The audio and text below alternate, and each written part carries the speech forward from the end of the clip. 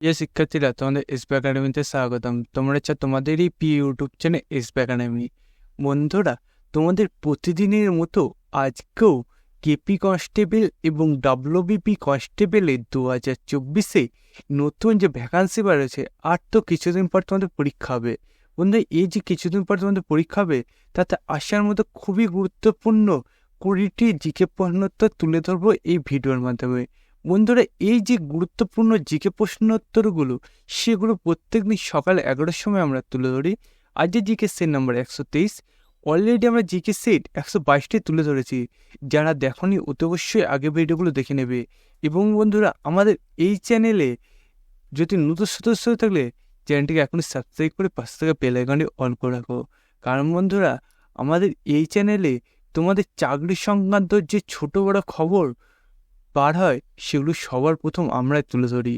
এবং বন্ধুরা, তোমাদের কেপি কনস্টেবল এবং ডাব্লিউপি কনস্টেবলে আসার মতো খুবই গুরুত্বপূর্ণ জিকে প্রশ্নোত্তর তোমাদের ফর্ম ফিল আপের পর, এই যে তোমাদের কেপি কনস্টেবল এবং ডাব্লিউপি কনস্টেবলে 2024 নতুন যে ভ্যাকান্সি বেরোছিল, তার যে ফর্ম ফিল আপ হয়েছিল, তারপর থেকে আমরা টানা তোমাদের এক করে যাচ্ছি ক্লাসগুলো। বন্ধুরা, প্রত্যেক দিন সকালে 11টার সময় আমরা টানা ক্লাস করেছি। আজকে আমরা 123 দিন তোমাদের ক্লাস করেছি।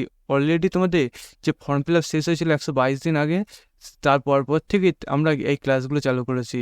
বন্ধুরা, তোমরা একটু মিলিয়ে দেখো, তোমাদের 122 দিন মতনই ফর্ম ফিল আপ শেষ হয়েছে।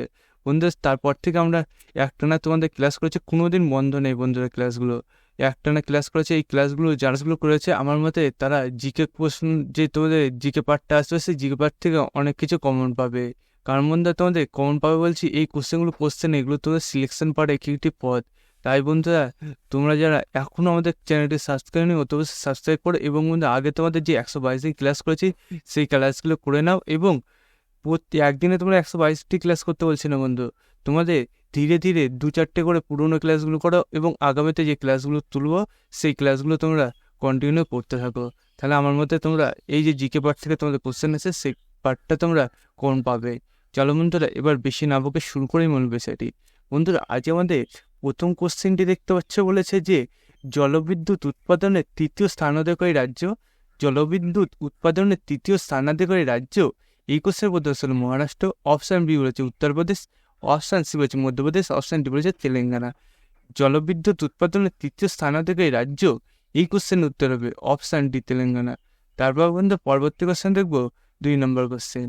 2 নম্বর কোশ্চেন দেখতে বলছে যে জাম্বো আসল নাম কি। জাম্বোর আসল নাম কি, এই কোশ্চেন বলতেছে মিল্খা সিং। অপশান বি বলেছে ইমরান খান, অপশান সি বলেছে মহাকবি কালিদাস, অপশান ডি হচ্ছে অনিল কুম্বলে। জাম্বো আসল নাম কি, এই কোশ্চেন উত্তর হবে অপশান ডি অনিল কুম্বলে। তারপর আমাদের পরবর্তী 3 নম্বর কোশ্চেন। 3 নম্বর কোশ্চেন বলেছে নরওয়ের রাজধানীর নাম কি। নরওয়ের রাজধানীর নাম কি, এই কোশ্চেন বলতেছে আসলো। অপশান বলেছে ইসলামাবাদ, অপশান সি বলেছে ঢাকা, অপশান ডি বলেছে দিল্লি। নরওয়ের রাজধানীর নাম কি, এই কোশ্চেন উত্তর হবে অপশান এ অসলো। তারপর পরবর্তী 4 নম্বর কোশ্চেন। 4 নম্বর কোশ্চেন বলেছে যে বহরমপুরের পূর্ব নাম কি। বহরমপুরের পূর্ব নাম কি, এই কোশ্চেন হচ্ছে রাজপুতানা। অপশান রয়েছে বম্বপুর, অপশান সি হচ্ছে দেবপুরি, অপশান ডি হচ্ছে রাজগৃহ।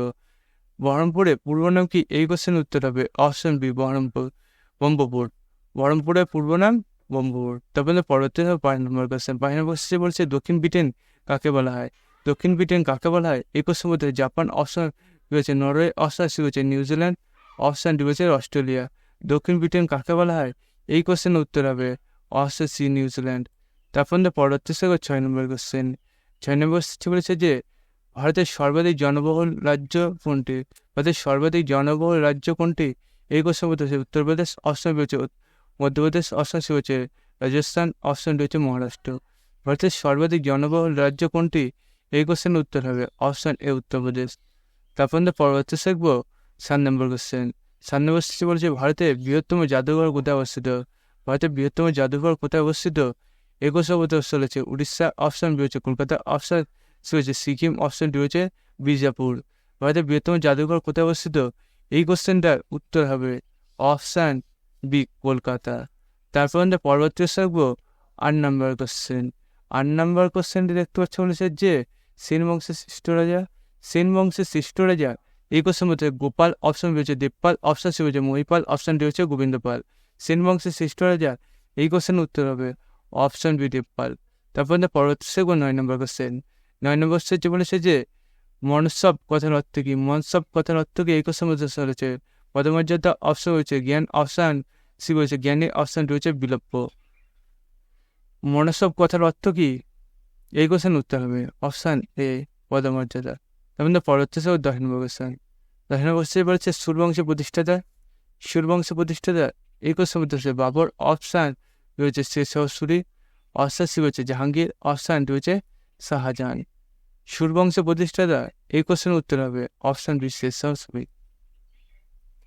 তারপর পরবর্তী কোশ্চেনটি দেখবো 11 নম্বর কোশ্চেন। 11 নম্বর কোশ্চেন প্রথম ইঙ্গ মহীশূর যুদ্ধে কে জিতেছিলেন?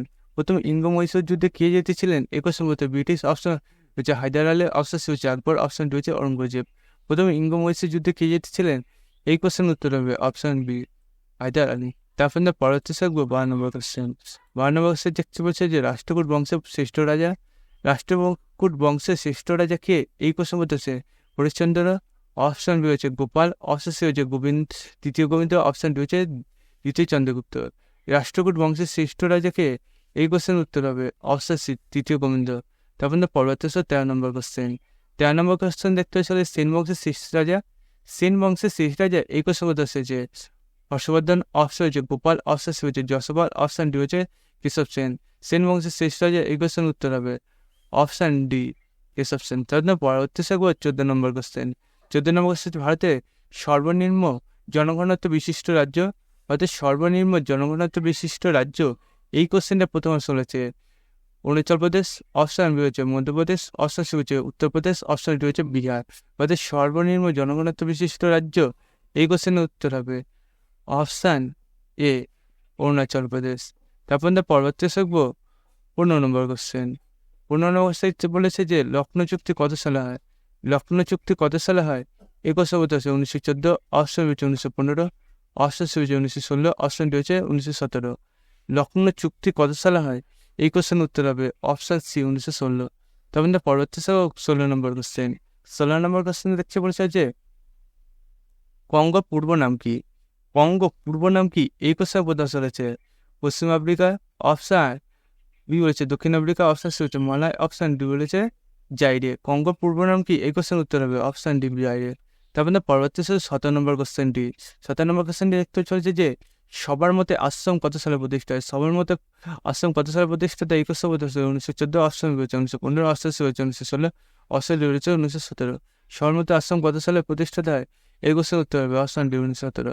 তারপর পরবর্তী 18 নম্বর কোশ্চেন। 18 নম্বর কোশ্চেনটি বলেছে যে হাতিকুম্বা লিপিতে কোন ব্যক্তির বিষয়ে জানা যায়? হাতিকুম্বা লিপিতে কোন ব্যক্তির বিষয়ে জানা? এই কোশ্চেন বলতে চলেছে চন্দ্রগুপ্ত, অপশন সি হচ্ছে শশাঙ্ক, অপশন ডি হচ্ছে কনিষ্ক, অপশন ডি হচ্ছে কলিঙ্গরাজ খারবেল। হাতিকুম্বা লিপিতে কোন ব্যক্তির বিষয়ে জানা যায়? এই কোশ্চেনের উত্তর হবে অপশন ডি কলিঙ্গরাজ খারবেল। তারপর পরবর্তী থাকবো 19 নম্বর কোশ্চেন। 19 নম্বর কোশ্চেন বলে যায় শিশুনাগ বংশের শ্রেষ্ঠ রাজা। শিশুনাগ বংশের শ্রেষ্ঠ রাজা এই কোশ্চেনটা প্রথম অপশন বলেছে কালাশক, অপশন বি রয়েছে অজাতশত্রু, অপশন সি রয়েছে শশাঙ্ক, অপশন ডি রয়েছে কনিষ্ক। শিশুনাগ বংশের শ্রেষ্ঠ রাজা কে? এই কোশ্চেনের উত্তর হবে অপশন এ কালাশক। আমাদের পরবর্তী 20 নম্বর কোশ্চেন। 20 নম্বর কোশ্চেন বলেছে চান্দালা বংশের প্রতিষ্ঠা থেকে। চান্দালা বংশের প্রতিষ্ঠা থেকে এই কোশ্চেন বলতে চলেছে যে দান্ডক, অপশন রয়েছে কুতুবুদ্দিন আইবক, অপশন সি রয়েছে অশোক, অপশন ডি রয়েছে কনিষ্ক। চান্দালা বংশের প্রতিষ্ঠা থেকে এই কোশ্চেন উত্তর হবে অপশন এ।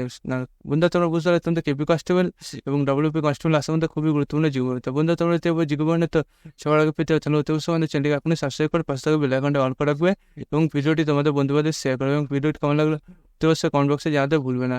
বন্ধুরা আজকে ভিডিও এই পর্যন্ত, তোমার পরবর্তীটা দেখা যায়। জয় হিন্দ, জয় ভারত।